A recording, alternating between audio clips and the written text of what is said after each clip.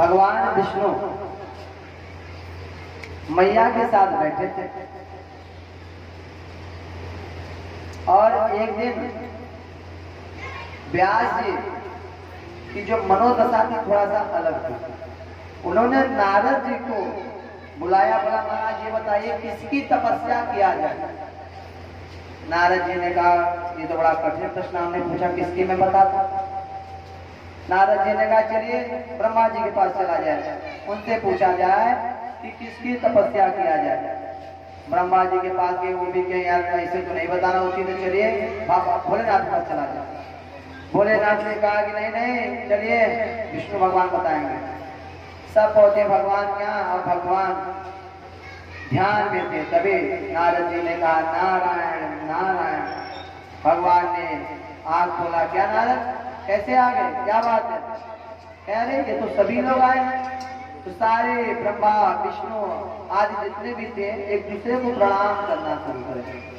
देवता भी एक दूसरे को आदर देते हैं, लेकिन हम मनुष्य एक दूसरे का निरादर करते हैं, एक दूसरे की निंदा करते हैं, एक दूसरे का कितना हो सके बाल खींच लें उसकी प्रशंसा नहीं कर पाते हैं। लेकिन देवता ब्रह्मा जी विष्णु को प्रणाम कर रहे हैं, विष्णु जी ब्रह्मा को आइए आइए प्रणाम। ये हमारे देवताओं ने हमारे संस्कार में है, हमारे संस्कृति में है कि आप एक दूसरे का आदर करेंगे तभी संसार आपका आदर करेंगे। घर में भाई भाई की बुराई कर रहा है, निंदा कर रहा है। माताएं व्रत रहती हैं और जाती हैं मंदिर में पूजा करने, पूजा करते करते आधा घंटा दूसरे की निंदा कर डालती है। फलाने को पतो ऐसे आए नहीं, तुमका बिटिया ऐसे होगा, उनके आई होगा, इतना कह डाले कि पूजा का सारा प्रभाव व्यर्थ, सारा व्रत बेकार। उन्होंने अपना सारा व्रत ले जाके निंदा की आग में जला के भस्म कर दिया।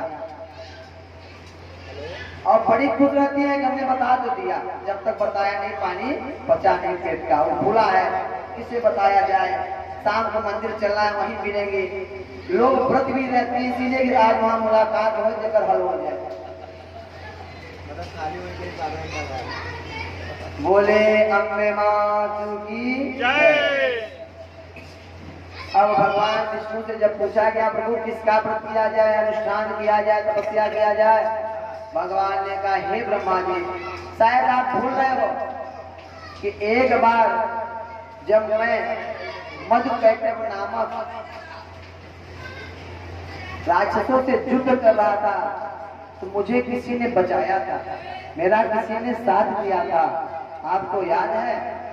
ब्रह्मा जी ने कहा कि हाँ प्रभु वो तो आदि शक्ति ने साथ दिया था। कहें कि जो साथ दिया था उसी की तपस्या करना चाहिए, जो आपका कल्याण कर सकता है, आपकी कामना पूर्ण कर सकता है, उसी की तपस्या करनी चाहिए, वही आपका इष्ट है। एक बार की कथा है, जब भगवान विष्णु और माता लक्ष्मी बैठे थे। भगवान विष्णु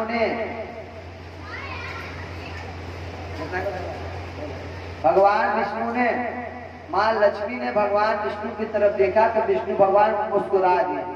अब मुस्कुरा के साइड कर लिए। अब स्त्रियों का तो स्वभाव है, चाहे मैया हो चाहे आज की नारी हो। मैया ने कहा काहे मुस्कुराए, मेरे मुंह पे कुछ लगा है। माता ने देखा तो कुछ नहीं लगा था। फिर बोले क्यों मुस्कुराया प्रभु आपने। भगवान ने कहा ऐसे ही मुस्कुरा दिया। क्यों मुस्कुरा दिया, कोई तो बात होगी, कोई तो समस्या होगी, क्यों मुस्कुरा दिया। अरे बस ऐसे ही मुस्कुरा दिया। माता कहते कहते कहते कहते से घरे में लड़ाई हो जाता। वैसे लक्ष्मी और नारायण में कंडीशन खराब होने लगा। धीरे धीरे धीरे धीरे बढ़ता गया। काहे हंसे आप, क्यों हंसे, क्या गलती हुई, क्यों हंसे आपने, क्यों मुस्कुराया। बिना कारण तो आप मुस्कुराते नहीं, क्या कारण है बताइए। क्या हर मनुष्य के अंदर 3 गुण होता है, सत रज और तम। सत क्या है, जो सात्विक हो, सकारात्मक हो, बहुत जोश देने वाला हो, आनंददायक हो, उसको कहते हैं सात्विक, जो सत्य के समान हो। रज क्या है, रज है आलसी, चंचलता, सोना, काम न करना, पढ़ा देना। लोग जो पढ़ा दिए वो पढ़ा नहीं दिए, उनका रजगुण इतना हावी है तू चाह के भी कुछ नहीं कर सकते हैं। और तम, तम क्या है? नकारात्मक, क्रोध, ऊर्जा, जिसमें हम लोग क्रोध में आके भाई भाई को गाली देता है, पुत्र माता को गाली देता है, गुरु को गाली देता है, पुरोहित का अपमान करता है, मित्र का अपमान करता है, आचार्य का अपमान करता है, ऐसे जो गुस्से में गाली दे देते हैं, मार देते हैं, ये क्या है? तमोगुण। कहें संत के कारण संकल्प पूर्ण होता है और तम से निद्रा, अर्थात अगर तमोगुण रहेगा तो आप परमहंस रहेंगे, आप कहेंगे मैं बादशाह हूँ, मैं नहीं सुनूंगा, पिताजी बोलेंगे तो उनको चढ़ जाओगे, माँ बोलेगी तो गाली दे दोगे, भाई बोलेगा मार करोगे। तो कौन समझाने जा रहा है? जो इच्छा है करो। क्यों? क्योंकि तमोगुण बहुत मजबूत है। प्रकृति ने 3 गुण मनुष्यों में देखा है। क्या क्या? पहला मनुष्यों में देखा है, जैसे दिया में 3 गुण है। दिया में क्या क्या? दिया में एक तो है ठोस, द्रव। ठोस क्या है? मिट्टी का जो दियली है वो ठोस है, उसे कहते हैं ठोस। उसमें तेल आपने भर दिया, वो क्या है? वो द्रव है, वो तेल द्रव हो गया। और जो बाती है वो क्या है? वो तत्व है। तत्व क्यों? क्योंकि वो ज्वलनशील है, वो जल जाता है तो वो ज्वलनशील है। कहें जब तीनों एक हो जाते हैं तो इसी को परम ब्रह्म कहा गया है, इसी को शक्ति कहा गया है, इसी को स्वरूप कहा गया है। एक समय में एक गुण सत यज्ञ करने से, यज्ञ से आहार विहार सत्संग, यह सत्संग स्वाध्याय कहें हम जो अकेले में पढ़ते हैं, अकेले में जो हम जानते हैं, अकेले में जो हम अध्यात्म में जाते हैं, ज्ञान क्या है? ज्ञान है कि जो ध्यान से प्राप्त हो वही है ज्ञान। किताबी कीड़ा कोई ज्ञानी नहीं होता। हमारे संत लोग किताब नहीं पढ़े थे, वो ध्यान से तपस्या करते थे और सारा ज्ञान, चारों वेद, 18 पुराण कंठस्थ रहता था। बोलिए मुनि लोगों की जय, मुनि श्रेष्ठ की जय। कहें जहाँ सुमति तहाँ संपत्ति नाना, जहाँ कुमति तहाँ विपत्ति निधाना। 4 भाई रहते हैं और 4 साल में 2 चारों अलग हो जाते हैं। उसकी पत्नी आई उसके बारे में, उसकी पत्नी आई उसके बारे में, पूरा घर का तहस। भाई भी कहते हैं एक दूसरे की सुन लेते हैं, हाँ ठीक है, सारा घर विनाश हो जाता है। कहें जहाँ सुमति रहेगा, अगर सुमति रहेगा हर घर में बातें होती हैं। जरूरी नहीं है सब जेठानों का, देवरानों का पटेगा। माता रुक्मणी, सत्यभामा और जामवंती में भी ऐसा नहीं था कि अनबन नहीं होता था। अनबन होते होते भगवान कृष्ण को नारद जी उठा ले गए थे। जब सत्यभामा ने कहा मेरे प्रिय हैं, रुक्मणी ने कहा कि मुझे प्रिय हैं। क्या किसको ज्यादा प्रिय है? तो अहंकार तोड़ने के लिए प्रभु ने नारद जी को बुलाया कि आइए तो अहंकार तोड़ दिया जाए। तो उस समय भी नारियां लड़ती थी, लेकिन फिर भी वो मिलजुल के रहते थे। आज क्या है? आज हम मिल के नहीं रह पाते, छोटी छोटी बात पे पीड़ा कर लेते हैं और बाद में जब कोई अच्छा अवसर आता है तो हमें महसूस होता है कि हमने गलती किया है। आज हमारे साथ कोई नहीं। हमें एक होके रहना है, एक होके रहेंगे तो जीवन में सुख पाएंगे। जैसे एक लकड़ी को कोई तोड़ सकता है, लेकिन अगर 3 भाइयों को 3 लकड़ियों के साथ दिया जाए तो बड़ा बड़ा पहलवान हिल जाएगा तोड़ने में और फिर वो छोड़ देगा। एकता बनाइए परिवार में, उसमें आनंद है। यही हमारा शास्त्र कहता है, पुराण कहता है, उपनिषद कहता है कि प्रेम रखिए, भाव रखिए। ब्रह्मा विष्णु महेश भी भाव रखते थे, एक दूसरे को बड़ा कहते थे, एक दूसरे को महान बताते थे, इसीलिए वो सदैव एक थे। अपनी आदत को सुधारिए, निंदा करने के बाद को सुधारिए, जीवन में सुख पाएंगे। भगवान विष्णु बताते हैं जब मुस्कुराने का कारण नहीं बताए तो लक्ष्मी माँ गुस्साने लगी और इतना गुस्सा गई कि उनके अंदर तमोगुण जागृत हो गया। कहीं जाइए आपका ये मुंह जो है वो टूट जाएगा, आपका गर्दन कट जाएगा, आपने मुस्कुराया है ना, ठीक हो जाएगा। वो तो साक्षात पराम्बिका कहने मात्र से श्राप हो गया। समय बीतता चला गया। हैग्रीव नामक एक राक्षस था, उसने मैया का तपस्या किया और तपस्या के प्रभाव से उसने ये वरदान मांगा कि मुझे बस हैग्रीव नामक कि मार सके और कोई ना मार सके। बोले है गुरु महाराज की। क्या कहा? है गृहवाच में मृत्यु नान्या समाजगतम लिखे इति में वांछितम कामम पुर्यस्तम मनोगतम। हे मैया, यदि वांछित फल देना चाहती हो तो मुझे दो कि मुझे हैग्रीव ही मार सके, दूसरा कोई ना छू सके। देव्यवाच गृहं गच्छं महाभाग गुरु राज्यं यथा सुख हैग्रीवत्रिते मृत्य तेन निर्णयं भविष्यते इतिम दत्वा वरं तस्मात् अंतर्ध्यान गता था। और तब भगवती ने आशीर्वाद देके अंतर्ध्यान हो गई हमारी मैया। क्योंकि हैग्रीव ने पहले क्या कहा? मुझे अमृत कर दो, मुझे ऐसा कर दो कि मैं आजीवन स्वस्थ रहूं, कोई मारने वाला ना रहे, मुझे अमृत दे दो। मैया ने कहा मैं अमृत तो नहीं दे सकती, अमर का वरदान तो नहीं दे सकती, और कुछ मांग लो।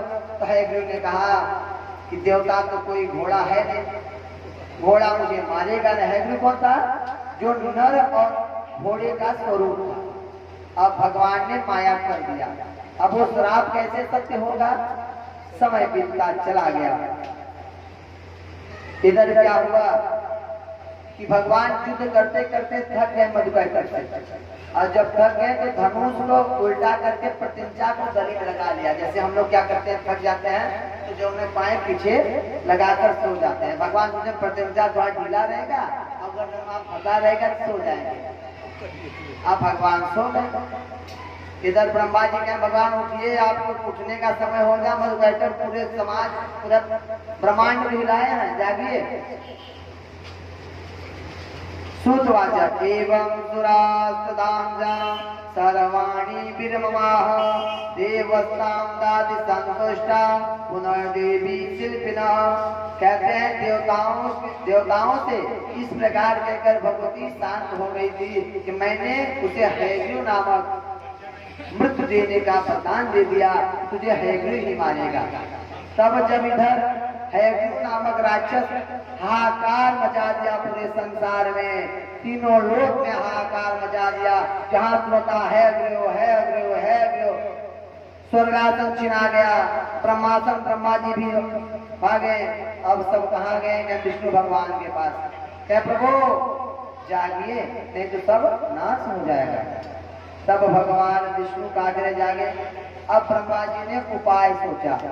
उन्होंने उपाय में क्या किया? एक कीट को बुलाया। कीट कहा तुम धीरे धीरे धनुष काटो, जब भगवान का गर्दन नीचे गिरेगा हल्का सा तो जाग जाएंगे चौके। आतंक फैलाया है, ब्रह्मा जी का भी बुद्धि काम नहीं किया, कहेंगे गड़बड़ा जाएगा, कह उठ जाएंगे। कीट ने कहा मैं काटूंगा, भगवान विष्णु है तो जाग जाएंगे तो चक्कर चलाएंगे तो मर भी जाऊंगा, मुझे कौन बचाएगा? ब्रह्मा जी ने कहा हम बचाएंगे। कह चलिए आप बचा लेंगे, मान रहा हूँ, लेकिन मुझे फल क्या मिलेगा, फायदा क्या है, मैं क्यों करूँ? कह चलो आज से हवन पुण्य में जो हवन बाहर गिरा रहेगा उसका भाग तुम्हारा। आज से हवन पुण्य के बाहर जितना गिरा रहेगा वो तुम्हारा हो गया। और तभी से कीट का वो बाहर का अंश होता है, उसे कभी भी हवन में नहीं जाना चाहिए। तब कीट ने धीरे धीरे भगवान का वो प्रतिज्ञा को काटने लगा धनुष की, और काटा ऐसा कि फटाक से गिरा और भगवान के गर्दन को छेदन करते हुए नारायण के अलग कर दिया। सबके कष्ट को हरने वाले नारायण पे कष्ट आ गया। अब ब्रह्मा जी देख के घबरा गए, अरे ये क्या हो गया? सब घबरा गए तो सबने स्तुति करने लगा, या देवी सर्वभूतेषु मातृरूपेण संस्थिता नमस्तस्यै नमस्तस्यै नमस्तस्यै नमो नमः। या देवी सर्वभूतेषु कृपारूपेण संस्थिता नमस्तस्यै नमस्तस्यै नमस्तस्यै नमो नमः। हे मैया अब रक्षा करो, अब बुद्धि काम नहीं कर रहा है, प्रभु का गर्दन कट गया, पालनहार का गर्दन कट गया, हे जगदम्बा बचाओ। तब महालक्ष्मी वहाँ प्रकट हुई और एक घोड़ा था जिसका नाम था हयग्रीव, उसके गर्दन को फिर काट के लाया गया और भगवान के गर्दन से लगाया गया। तब भगवान का गर्दन जब लगा तो भगवान का नया अवतार हुआ। क्या?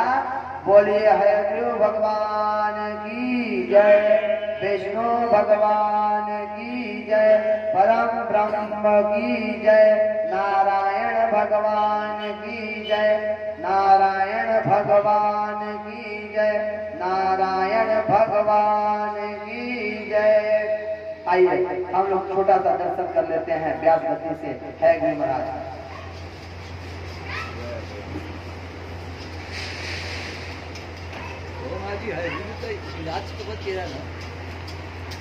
तब और हयग्रीव बन करके जब अस्त्र का असर लग गया तब भगवान हयग्रीव दैत्य का वध किया।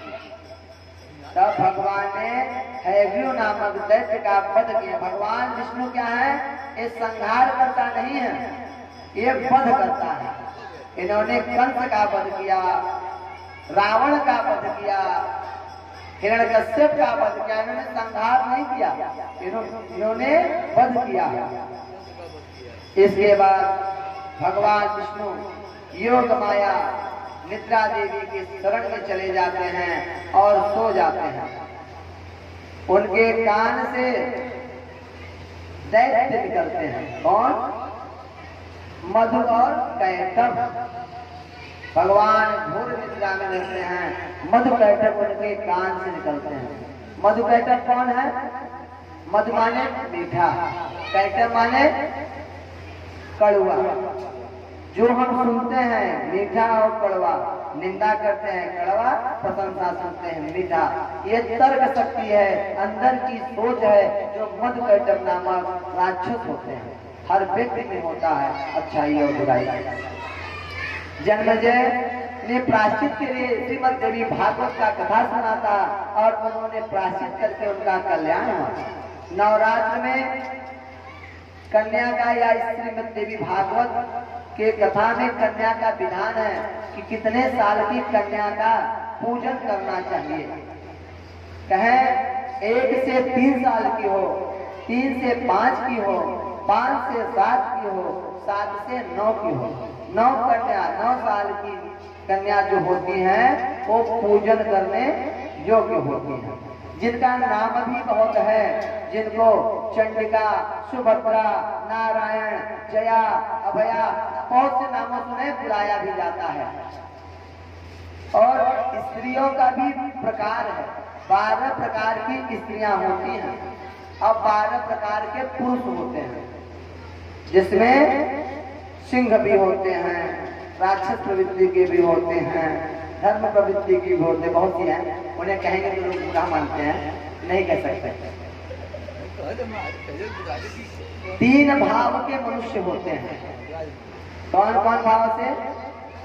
पशु भाव के, वीर भाव के और देव भाव के। आरती की तैयारी करें। 3 भाव के मनुष्य होते हैं। पशु भाव के कौन होते हैं? जिनको आप देखेंगे हमेशा ऐठ के चलेंगे, शरीर को घुमाते हुए कि बस हमसे बड़ी कोई है ये नहीं। अगर आपने बोला तो आपको तुरंत चढ़ के मार करने के लिए तैयार, क्योंकि पशु की वृत्ति है। तो नारद जी ने कहा कि पशु वृत्ति क्यों आ रही है महाराज? सूत जी से सोना क्या जी ने प्रश्न किया। कहें क्योंकि जो भी मनुष्य है ये पहले पशु ही था। क्योंकि हम पशु से मनुष्य हुए हैं तो स्वभाव तो बदल नहीं जाएगा, थोड़ा बहुत अंश तो रह ही जाएगा। तो कुछ लोगों में वीर भाव आता है जो सम्मान के लिए जीते हैं। कुछ देव होते हैं जो धर्म कर्म यश कीर्ति करते। दुनिया के भी पागल है, पागल है कोई लुटावट। अरे लुटा नहीं रहा हो तो बना रहा है। वो तो इतना बना रहा है कि जाने के बाद नाम बनाएगा, जाएगा वहां पर अपना धाम बनाएगा। धाम और नाम दोनों बना रहा है पागल होकर के। ऐसा पागल बनने से ही फायदा, मरने के बाद कौन सुख लेगा? कौन देखने आया है? बस आज की कथा यही पूर्ण करते हैं, आगे की कथा कल करते हैं।